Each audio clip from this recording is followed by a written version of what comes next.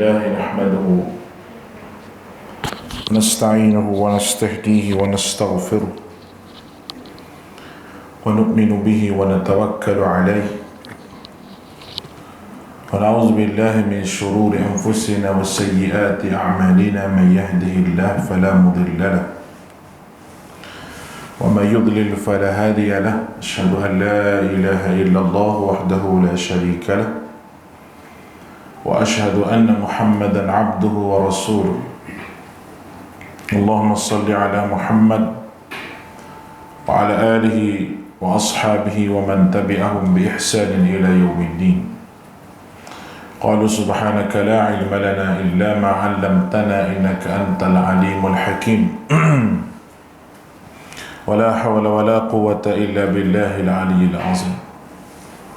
اللهم أنت سهل اللهم لا سهل إلا ما جعلته سهلا وأنت تجعل الحزن إذا شئت سهلا. Terima kasih pada Ustaz Zaim selaku setiausaha kepada Mahat Tahfiz Ilmu Quran.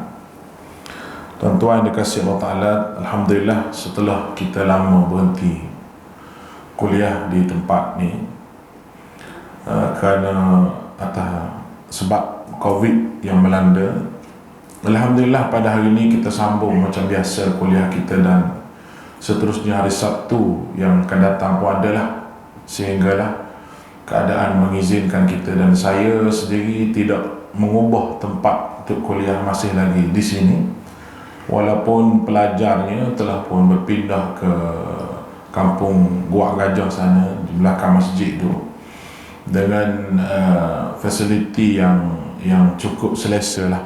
Jadi tuan-tuan yang nak pergi ziarah melawat tu, cuba kita tengok apa yang telah kita buat. Belum daripada kita sebut apa yang kita nak sebut ni, dulu saya pernah sebut kita nak buat bangunan depan, oleh kerana bangunan yang kita nak buat tu, saya tanya pihak bomba dan pihak-pihak tertentu, memang kawasannya agak sempit di tempat sini. Jadi duit yang tuan-tuan sumbangkan dan orang sumbangkan tu saya bawa untuk maintain bangunan di sana. Dan kita telah habis di sana lebih kurang dekat 180,000 dah. Hampir 180,000 yang telah pun kita habiskan untuk bangunan di sana. Jadi di antara target kita ni di sini ni kita nak buat pusat talaqi dipanggil, ilmu Al-Quran khusus untuk orang tua, khusus untuk warga emas, yang mana jadualnya kita akan susun oleh kerana kita baru di peringkat pembentukan jawatan kuasa. Saya dah bagi tahu pada Zaim selaku pengerusi di sini, dan kita akan ambil lah Ustaz Zahari 2-3 orang lagi untuk mengambil tempat ini yang kita sebut sebagai pusat talaqi ini, untuk sama-sama kita penuhkan jadual di sini. Mungkin lepas ni kita ada kuliah muslimah, mungkin lepas ni kita ada kuliah-kuliah pada hari yang lain dan pada waktu yang lain, untuk khas untuk orang-orang warga emas mari mengaji. Dan untuk Qurannya saya telah pun bincang dengan ustaz seorang untuk mengajar Quran khas untuk warga emas di sini. Sebab pusat talaqi kita ni kita akan daftarkan dengan JAKIM. Daftar dengan JAKIM, maknanya warga emas yang berdaftar di sini tu dia ada sagu hati yang dibagi oleh JAKIM, tak silap saya secara tahunan. Maknanya sagu hati ni maknanya bukan mari mengaji sajalah, secara tahunan tu ada benda yang dia dapat hadiah daripada pihak kerajaan, kerana kita akan mendaftar di bawah JAKIM. Lalu untuk hari Sabtu yang akan datang, saya minta semua ni kita ni kena tulis nama, mari tulis nama supaya semua ni boleh didaftarkan dengan JAKIM, dan seterusnya kita dapat pergi lebih jauh lagi, sebab peruntukan daripada JAKIM secara tahunan ni amatlah banyak. Cuma silapnya kadang-kadang setengah sekolah tu dia tidak daftar dengan cara yang betul. Bila tak daftar cara betul, kerajaan nak bagi bantuan macam mana? Tapi di pihak kerajaan sendiri pun banyak bantuan kepada sekolah agama. Jadi itulah sedikit sebanyak maklumat yang saya boleh bagi pada tuan-tuan semua. Jadi minggu ni tak ada jamuan apa minggu ni. sebab kita tak ada nak set up lagi. Untuk akan datang tu insya-Allah. Dan walaupun pusat talaqi ni kita ada pentadbiran yang lain, namun begitu kita masih lagi mengharapkan sumbangan pada tuan-tuan untuk maintain kita punya tempat ini, dari sudut nak sedia jamuannya, daripada sudut fasiliti yang lain, dengan bayaran elektrik dan sebagainya. Sebab ada hari-hari yang kita gunakan untuk kuliah di sini. Nanti jadual sebulan tu saya akan keluarkan lepas daripada jawatan kuasa kita tubuhkan daripada ini dalam masa yang terdekat ni, insya-Allah. Baik, itu sekadar maklumat untuk tuan-tuan tahu apa yang telah pun kita lakukan. Oleh kerana kita berhenti kuliah ni lama, jadi seingat saya kita berada pada ayat yang ke-23 daripada surah Sabah yang telah kita bincangkan. Baik. Ayat 23 ni selepas daripada kita cerita berkenaan dengan bagaimana Allah Ta'ala tunjuk contoh kepada kita semua berkenaan dengan nikmat yang patut kita bersyukur kepada Allah Ta'ala. Nikmat yang Allah Subhanahu Wa Ta'ala kurniakan kepada kita ni yang patut kita bersyukur. Allah Ta'ala buat mari cerita berkenaan dengan kebun, berkenaan dengan negeri Sabak yang kita telah huraikan, yang disebut sebagai baldatun tayyibatun wa rabbun ghafur. Ayat 23 ni dia mari tajuk berkenaan dengan salah faham tentang syafaat ataupun tentang pertolongan. Allah Subhanahu wa taala berfirman, wala tanfa'us syafa'atu 'indah illa liman adina lah, hatta idza fuzzi'a an qulubihim qalu madza qala rabbukum qalu al-haq wa huwa al-'aliyyul kabir. Baik. Wala tanfa'u syafa'ah indahu illa liman adina lah. Dan tidak ada syafaat, tidak berguna syafaat di sisi Allah, tiadalah berguna syafaat di sisi Allah Ta'ala melainkan illa liman adhinalah, melainkan yang Allah Ta'ala izinkan untuk dapat syafaat. Berkenaan dengan syafaat ni ramai manusia bercakap berkenaan dengan syafaat, dan ramai di antara kita mengharapkan pemberi syafaat di negeri akhirat esok. Soal syafaat ni semua orang boleh kata bercakap berkenaan dengan soal syafaat. Lalu jalan untuk mendapatkan syafaat tu ramai yang terpesong daripada jalan sebenar, daripada jalan Nabi SAW. Baik. Ramai orang melakukan amalan, konon minta dengan Nabi, minta dengan wali syafaat tersebut. Mereka beri salam, mereka sedekah Al-Fatihah, dan mereka macam-macam lagi ucapan yang mereka buat. Dikubur orang yang dikira boleh tolong mereka. Ini satu yang disebut oleh Syekh Waliullah sebagai syirik fi syafa'ah, syirik dalam bab syafaat. Dalam Risalatut Tauhid disebut dua perkara, disebut masalah tauhid fi syafa'ah dan juga syirik dalam memahami syafaat. Dua-dua perkara ni amatlah penting untuk kita sedar dan untuk kita tahu. Dua-dua perkara ni amat penting untuk kita sedar dan kita tahu, iaitu tauhid dalam bab syafaat. Tauhid dalam bab syafaat ni, seorang yang beriman kepada Allah Ta'ala, dia mesti tekad dalam hati dia bahawa Allah pemilik syafaat. Sebagaimana yang tersebut oleh Allah Ta'ala dalam surah Allah Ta'ala sebut walillahi syafa'atu jami'ah, kepunyaan Allah segala syafaat. Itu salah satu daripada perkara yang kita kena tahu. Allah Ta'ala memiliki syafaat. Kita baca ayat kursi lagi, la yashfa'u indahu illa bi'idnih. Tidak ada syafaat, la yashfa'u indahu, di sisi Allah, malaikat bi'idnih, izin Allah Ta'ala. Itu orang panggil tauhid fi syafa'ah. Kalau syirik fi syafa'ah, itu salah memahami syafaat sehingga seseorang itu boleh menjadi syirik kepada Allah Ta'ala. Di antaranya yang saya sebut tadilah, ambil kubur ke apa, ke minta syafaat dengan dia. Baik, makhluk yang dibenarkan untuk beri syafaat pun tidak berani bercakap berkenaan dengan syafaat ni tanpa izin Allah Ta'ala. Apatah lagi manusia biasa. Datang Nabi Muhammad sallallahu alaihi wasallam pun diberi izin oleh Allah Ta'ala untuk beri syafaat. Siapa yang dapat syafaat Nabi ni? Itu orang ikut jalan Nabi sallallahu alaihi wasallam. Orang ikut jalan Nabi ni garanti mereka ini dapat syafaat daripada Nabi. Jalan Nabi ni jalan apa? Jalan sunnah Nabi. Apa ditinggalkan oleh Nabi sallallahu alaihi wasallam. Tidak mungkin orang yang buat perkara-perkara bid'ah ni dapat syafaat Nabi sallallahu alaihi wasallam. Tidak mungkin. Sebab macam kita lah, seorang yang jadi guru, dia jadi guru, lepas tu dia suruh anak murid dia buat kerja begini. Tiba-tiba anak murid dia buat kerja yang bukan guru dia suruh buat. Adakah kita nak bagi markah pada dia? Sudah tentu markah kita tak bagi, sebab kita akan bagi kepada murid yang ikut arahan kita. Nabi SAW pun begitulah.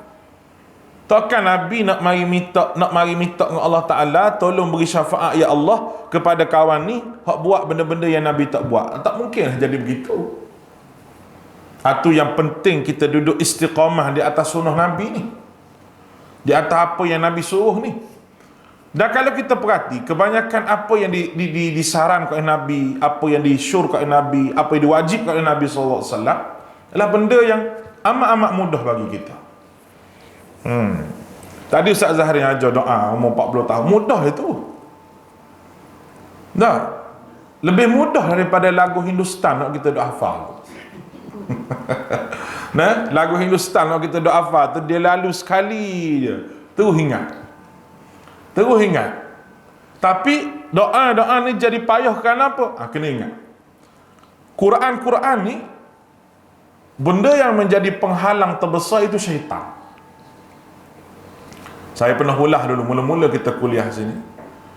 Sehingga kan Allah Ta'ala suruh minta berlindung dengan dia. Iza qara'tal Qur'an fastami'u lahu. Iza quri'al Qur'an fastami'u lahu. Bila nak baca Quran, quri'al Qur'an wa idza quri'al Qur'an fasta'idz billah. Bila kita nak baca Quran je, fasta'idz billah.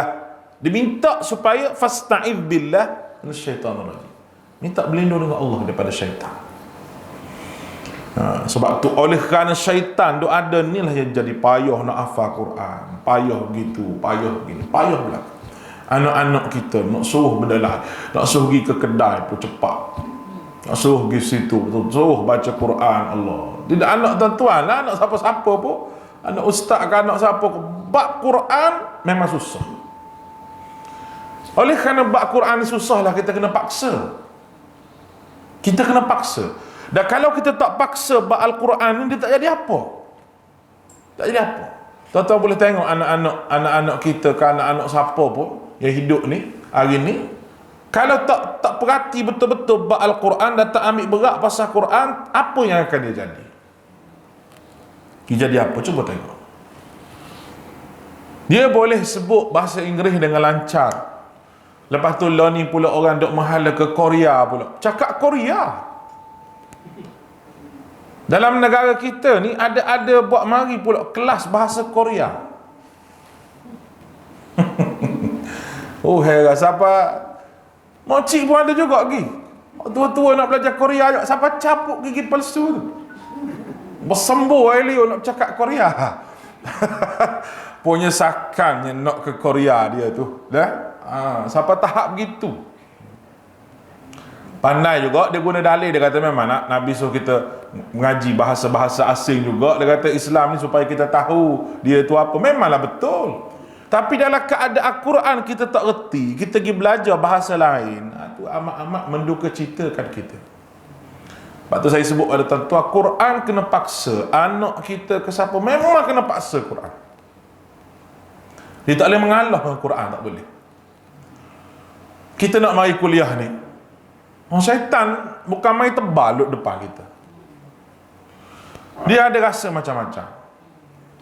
Kalau lama berhenti mengaji ni, lagi rasa malas. Nak pergi situ lah. Kenduri pula, 5-6 kenduri ada. Malanglah kita kalau kenduri kita pergi, tapi nak mengaji sekejap, dalam seminggu tu, sekali je nak mengaji, tak boleh mari. Ni semua terhasut dengan godaan syaitan. Saya boleh kata gitu. Bukan bahasa yang kasar lah, tapi kita boleh kata terhasut dengan godaan syaitan. Sebab kalau bab mengaji tafsir Quran, ustaz-ustaz kita mengajar kitab-kitab para alim ulama, penawar bagi hati lah, apalah, semua tu ambil daripada sumber Al-Quran. Berkaitan dengan Al-Quran je, sama ada menghafal, untuk memahami, untuk membaca, syaitan memang banyak.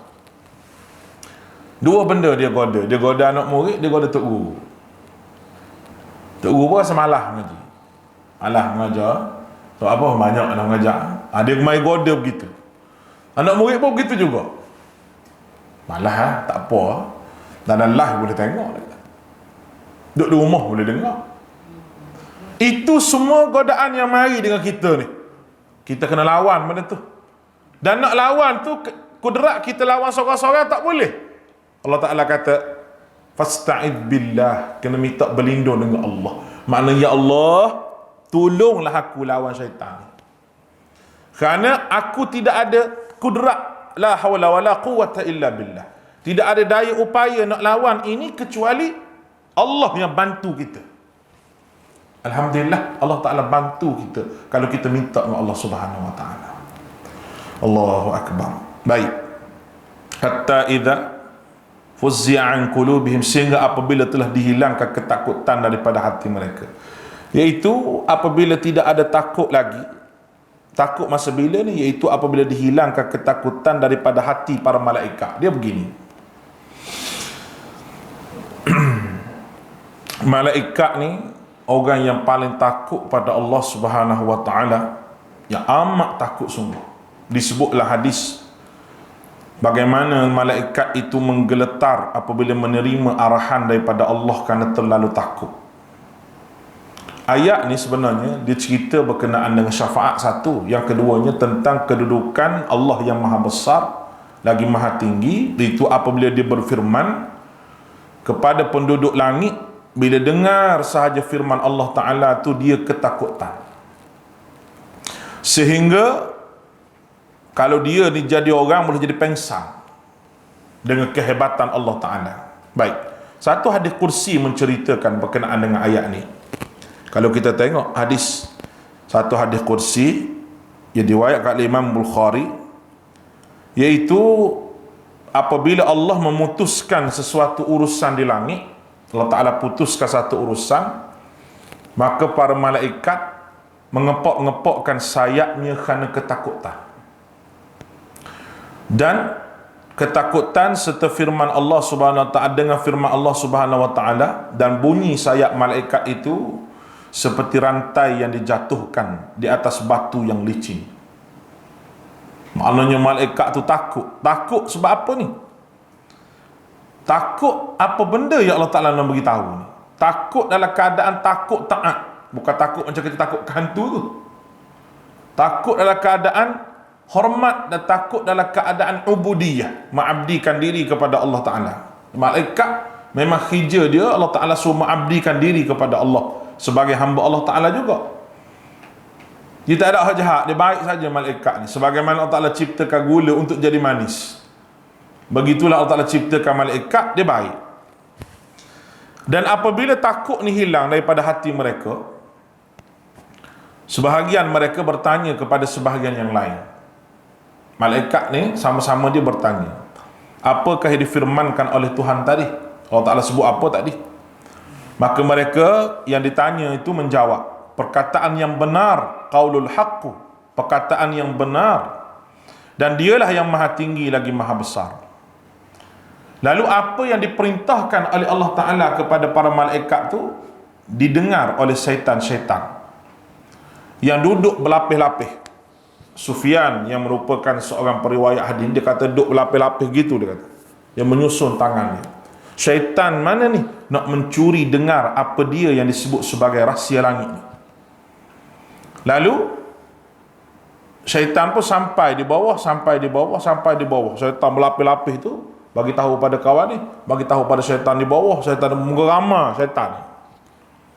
Sehinggalah apabila dia dilempar dengan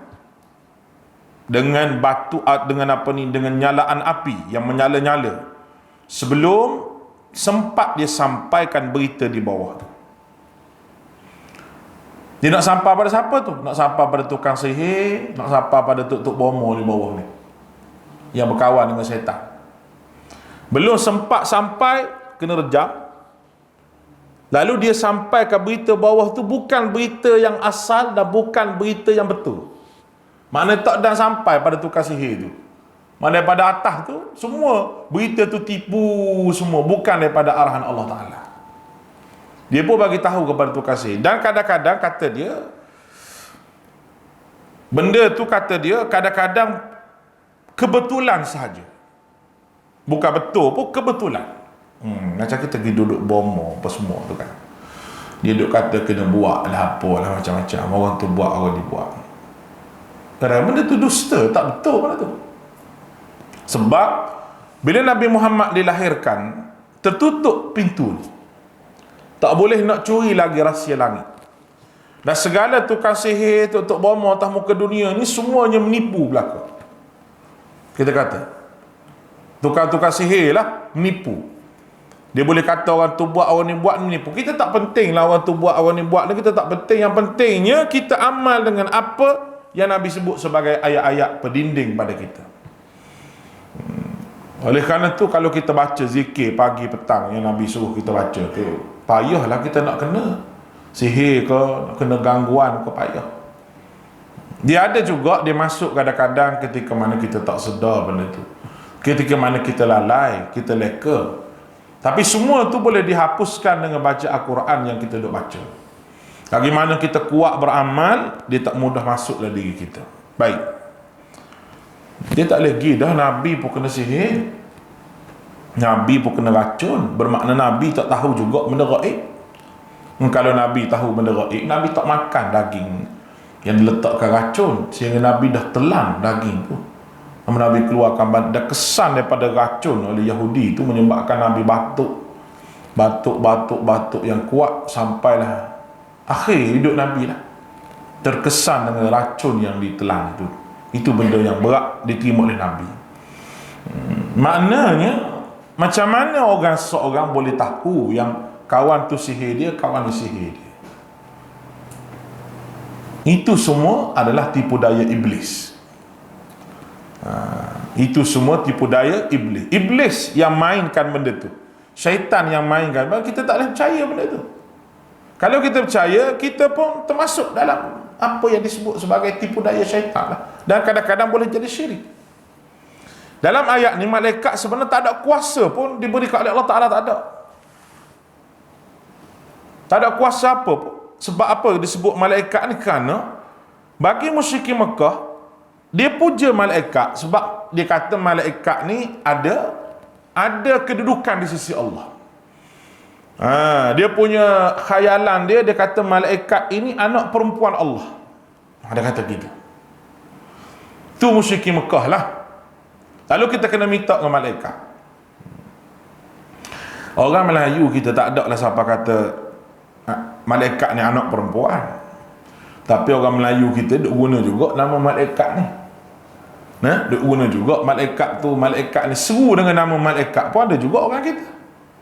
Dengan berkat Jibril, dengan berkat Israfil, duk baca gitu.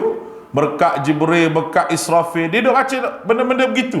Tu yang menyebabkan dia tak sedar dalam keadaan dia duduk dalam keadaan puja malaikat, bukan puja Allah Ta'ala.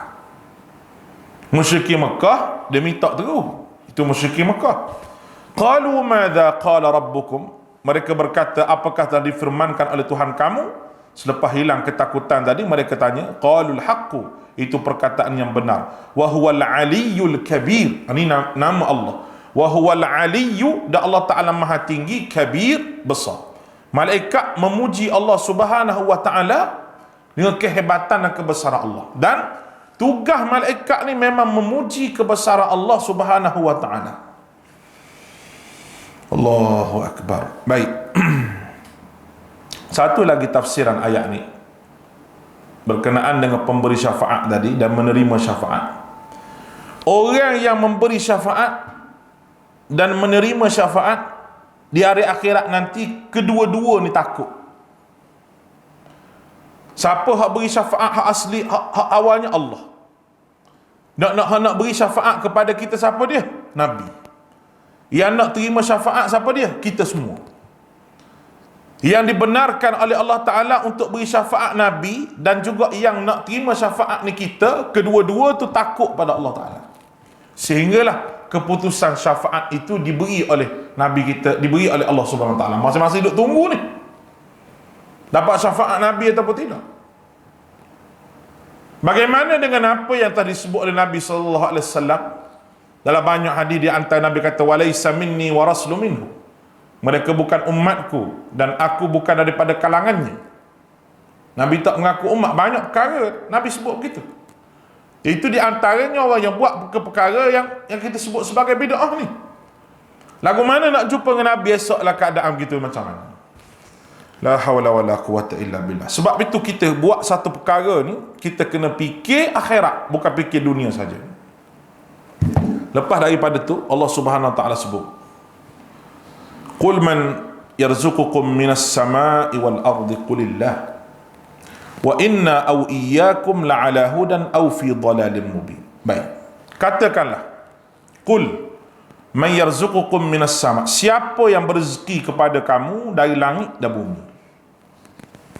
Allah Subhanahu Wa Ta'ala suruh tanya Arab Mekah, musyrikin Mekah, siapa hak beri rezeki?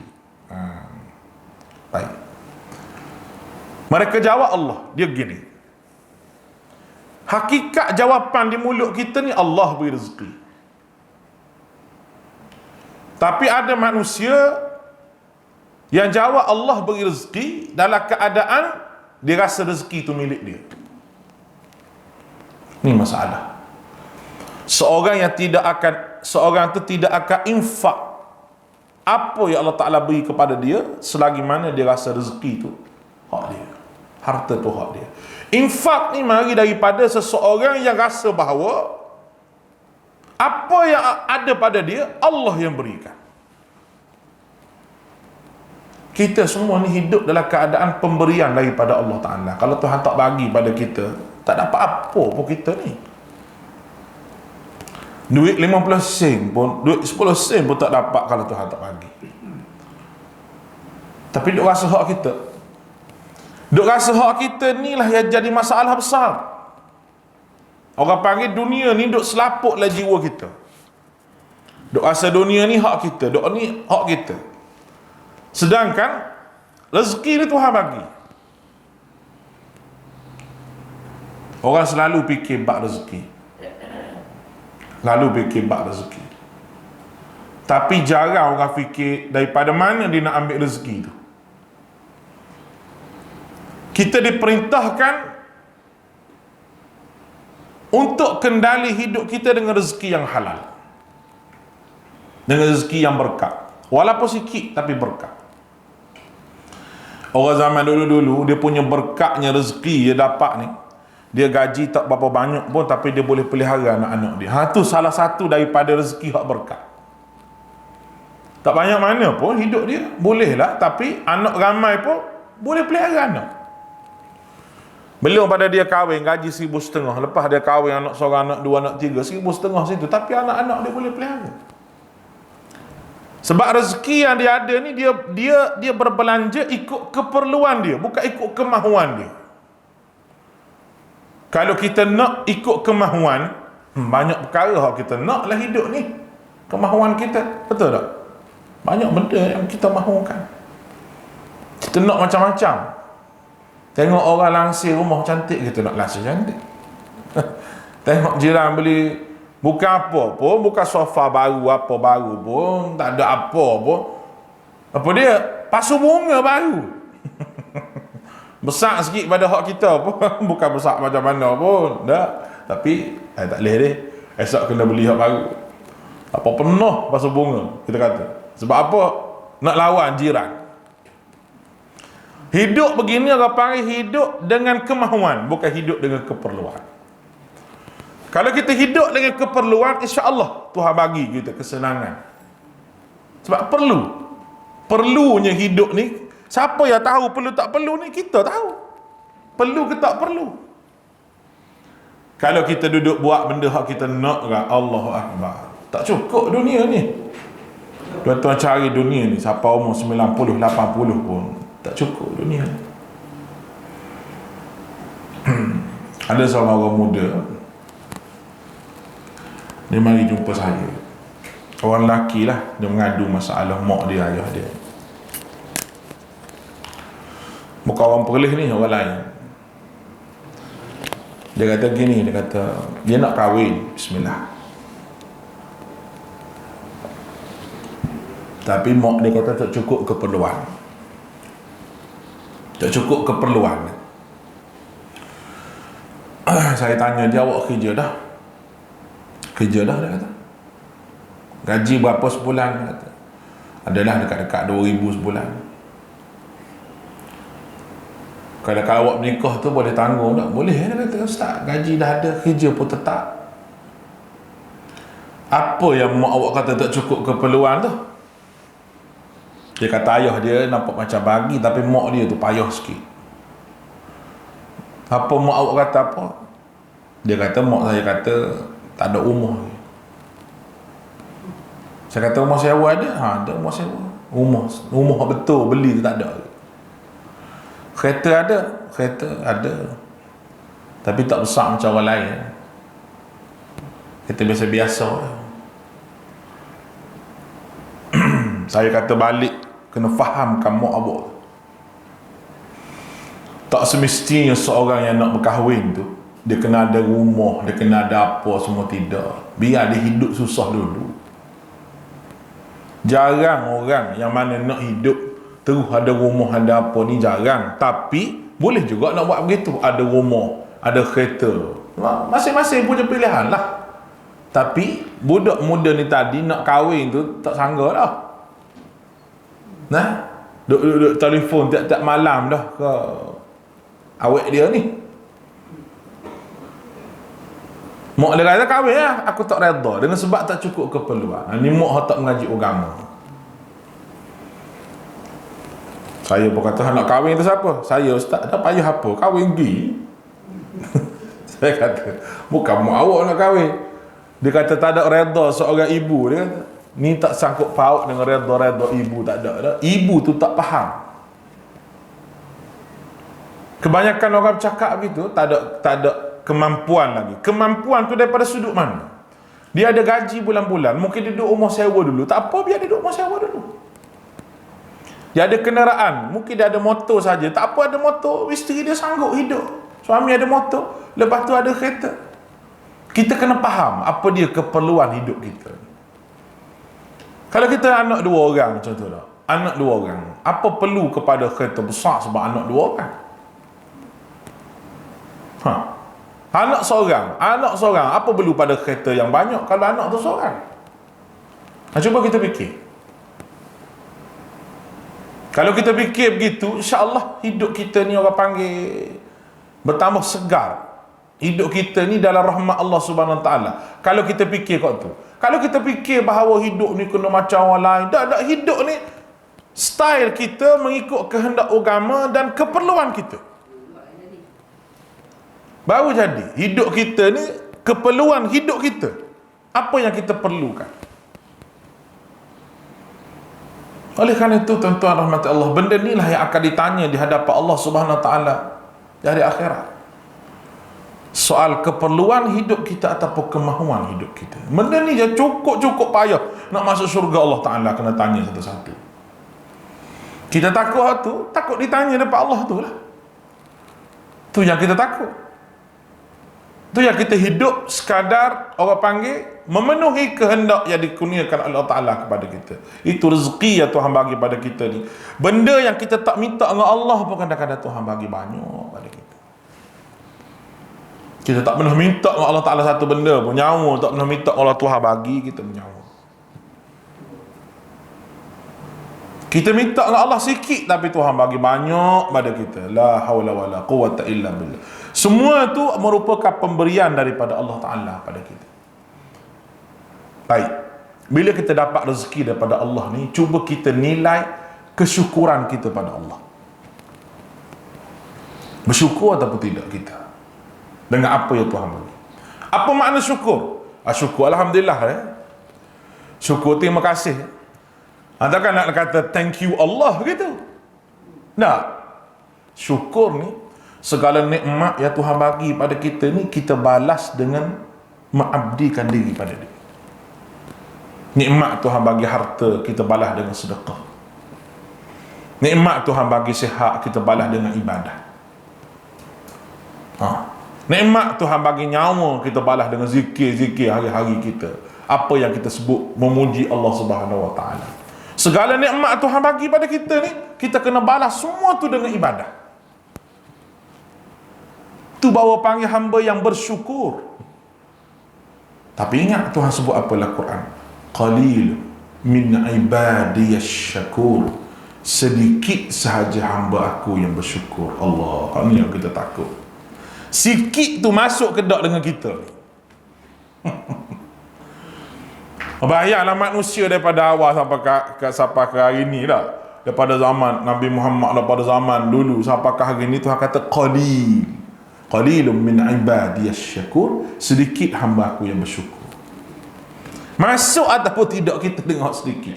La haula wala quwwata illa billah. Kita duk rasa diri kita bersyukur tak mudah dah ni. Kalau kita dapat nikmat Allah Ta'ala beri pada kita ni, kita balas dengan durhaka pada Allah, dia panggil kufur.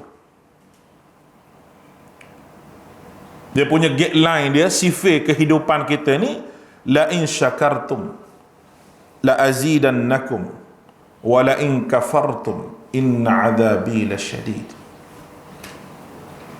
Kalau kamu bersyukur, aku tambah nikmat kamu. Tapi kalau kamu kufur, kata Allah, azab aku amatlah pedih. La in syakartum, kalau kamu bersyukur, aku tambah nikmatmu. Apa benda nikmat yang Tuhan tambah ni? Tuhan tambah nikmat. Bersyukur dengan rezeki, sedekah.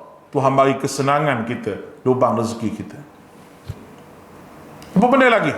Syukur dengan umur kita yang ada, Tuhan beri kesihatan bagi kita. La azidannakum, aku tambah. Wala in kafartum, kalau kamu kufur, kena ingat. Kalau kufur, dia tak kata aku kurang. Dia sifat Ar-Rahman. Boleh faham ni? Dia kata inna azabi lasyadid. Kalau kamu kufur, kita buat kira akhirat, azab akhirat. Orang yang kafir Tuhan bagi tu kerana apa? Kerana nak suruh rasa dunia semua pada dia. Akhirat tak ada dah bagi dia. Sebab dia kufur. Batu hidup kita ni, jangan letak hawa nafsu di hadapan. Kita kena letak nilaian iman depan kita. Kalau ikut hawa nafsu, kita nak marah semua orang. Kalau ikut hawa nafsu, kita nak semua sekali. Dah, Islam tak suruh lagu tu. Islam suruh kita fikir bahawa kita ni hamba bersyukur atau tidak dengan apa Tuhan beri pada kita. Kebanyakan daripada kita tak bersyukur dengan apa yang telah Allah Ta'ala kurniakan kepada kita. Kita bersyukur juga, tuan-tuan, kita boleh mari mengaji. Tuhan tambah apa kalau kita bersyukur, kita mari mengaji? Tuhan tambah la azidannakum, Allah Ta'ala tambah lagi kefahaman kepada ilmu yang kita cari. Sebab apa? Bersyukurnya masa Tuhan bagi. Dalam banyak-banyak masa ni kita bersyukurnya boleh mari dengar mengaji, boleh mari dengar kuliah, boleh mari dengar apa ni orang panggil tafsir Quran, boleh mari baca kitab. Allah Ta'ala tambah kefahaman kepada kita. Tu hak kita cari. Tu je hak kita cari. Kita nak cari apa? Kita rasa nak ngaji, nak jadi ulama, nak jadi pensyarah, rasa tak dah kok dah. Nak bersyarah pada anak cucu lah. Kadang-kadang bersyarah pada suami, tu pun suami tak dengar, dia tak tahu gitu. Nah, kita nak bersyarah pada siapa? Kita syarah pada diri kita sendiri. Supaya hidup kita balik bertemu dengan Allah dalam keadaan yang betul-betul tenang, yang disebut sebagai mardiyah, yang disebut sebagai keredaan daripada Allah Ta'ala. Baik. Akhirnya Tuhan sebut, akhir dah, wa inna au iyyakum la'ala hudan aw fi dhalalin mubin. Ini salah satu daripada kaedah dakwah. Bila Nabi sebut pada musyrikin Mekah ni begini, nampak dia tu tolak juga. Beginilah, wa inna au iyyakum, dan sesungguhnya kamu ataupun kami orang musyrik ni pasti ada benar, pasti ada salah.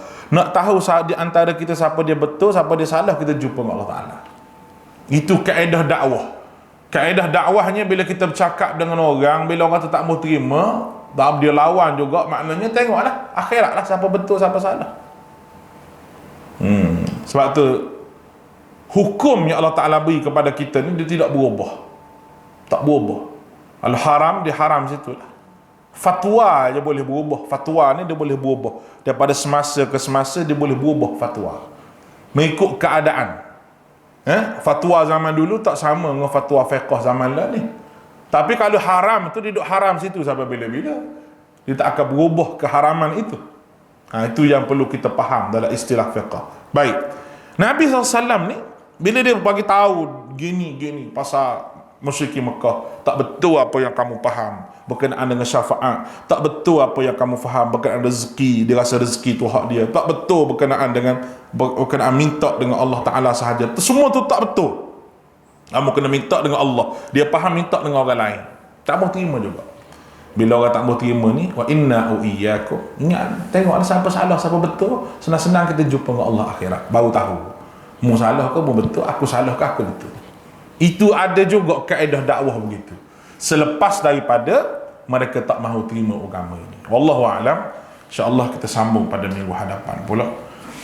Mudah-mudahan diberkati Allah Subhanahu wa taala. Dan terima kasih banyak-banyaklah pada tuan-tuan yang hadir pada hari ini, dan macam biasalah kuliah kita untuk akan datang pun macam biasa hari Sabtu tetap ada. Mula dengan pukul 8.30 dulu. 8.30 tu tuan-tuan marilah. Pukul 8.45 tu kita nak mula dah. Bukan 8.30 tu tuan-tuan baru nak mandi.